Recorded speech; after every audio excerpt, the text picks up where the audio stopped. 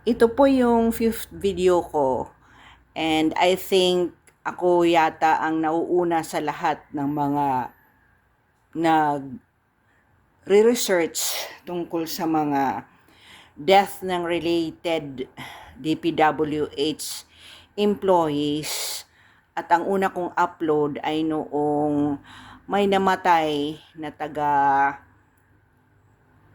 Northern Luzon, specifically sa Lawag po, na contractor ng DPWH na babae na namatay.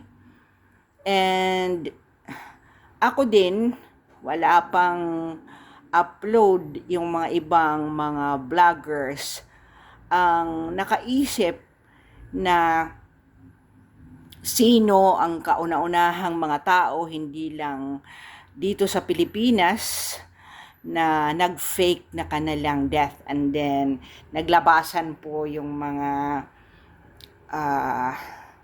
upload nila. So I was trained for 27 years na magsaliksik po ng basic na research kung meron pong investigation, dahil ang trabaho ko po dati sa government ay may relation sa pag-handle ng mga kaso. So, balikan po natin, and this is mounting up ang mga taong may mga nababaril ng mga motorcycle riding or nag-suicide. Ang una po na nakita ko si Jerry Largo Jr. DPWH was ambushed and killed by motorcycle riding gunmen in Midsayap, North Cotabato on September 5, 2023. Sa Zamboanga del Sur po, may motorcycle riding gunmen naman sa municipal government ng November 20, 2025, si Romel Geraldizo Bendición. Kumbaga, ang mga ito ay mga hindi makita kung sino talaga ang mga pumatay sa kanila. BIR employee Ian Jude Rosariano Nario sa Zamboanga Ipil, Sibugay on November 7, 2025. Naalala nyo, doon sa isang upload ko, meron akong sinabi na ang isang BIR director dito sa Leyte, hindi ko na lang specifically sasabihin, ay contractor po ang kanyang asawa. So, if this happens in Leyte, bakit hindi rin po mangyayari sa ibang district and cities na merong mga ganyan, na hindi lang ang Commission on Audit? Kasi naalala nyo yung una kong upload, nang inerase ito ni, in fairness kay Senator Pangilinan, na ang isang commissioner ng Commission on Audit, ang kanyang asawa po, ay contractor din ng DPWH, at ang ginamit na pangalan at family name ay yung kaniyang maiden family name pa nung dalaga pa siya. So, ayan. Ang ibang mga nakita ay si Engineer Angelito Oy Mendoza, 58 years old. Contractor po ng Negros Oriental. Shot dead on August 27, 2025. Engineer Rumi Yuli, 52 years old, owner of Emerald Republic Hardware, contractor supplier ng Bacolod City. Shot dead September 9, 2025.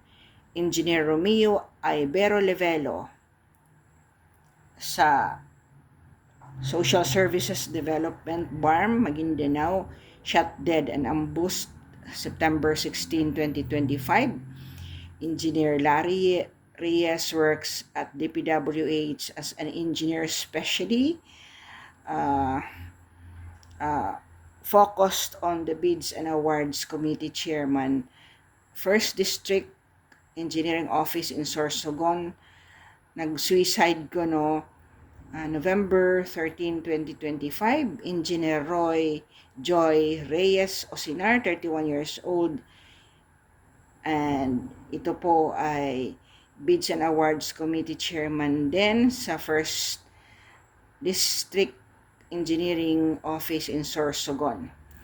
So, ang kaniyang mga until now po yung taga Ilocos po na contractor na babae na bata pa ay hindi pa rin pinapangalanan. And ito na nga si Cabral, Yusek Cabral. At kung fina-follow up nyo po ang escalation ng aking narratives doon sa aking mga upload, na may nakikita ang mga citizens natin na bakit ang sabi ng asawa ay walang nangyari sa mukha or walang nakitang broken ang mukha, at si Secretary John Vic Remulla ay may sinabi na broken daw ang mukha. So, even the citizens are watching bakit ang sabi ay naka-flip-flops, tapos hindi pala natanggal yung tsinelas doon sa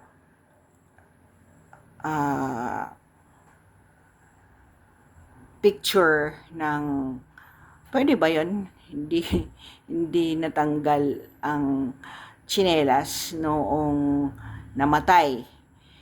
Nakatsinelas lang, hindi naka-flip-flop. At kung makikita natin from the vantage point, if and when totoong bumalik siya ng alas 5, nakikita naman yung yung malaking stone na yon, na ang vision ay makikita kung may nakabulagdad, di ba? So, it doesn't add up. Masisisi ba natin ang mga tao kung ang trust nila doon sa mga pangyayari ay hindi na nakaka-accept ng mga normal na supposedly we will accept it hook, line, and sinker. So, patuloy po ang ating pagmamasid, lalo na ngayon na si Congressman Leveste ay nasalinan pala lahat ng data na meron si Secretary Yusek Cabral, ay nakaroon siya ng kopya, at alam ko napaka shocking na itong batang ito, si Congressman Leveste, ay hindi pala nag-receive ng kahit isang sentimo sa kanyang sweldo, at ang mga staff niya ay siya ang nagpapasweldo sa operating at salary expenses ng kanyang mga staff sa Kongreso. So, let us wait. Alam natin matalino po siya, at ang bata pa niya, mayaman na si Leveste. Alam kong hindi lang ang nanay niya ang bibigyan yan. Siguro marami na rin. Kaya lang, these persons were sworn not to divulge it early. At alam ko, mapagkakatiwalaan ng mga taong ito na pinagbigyan niya. So, it will never stop.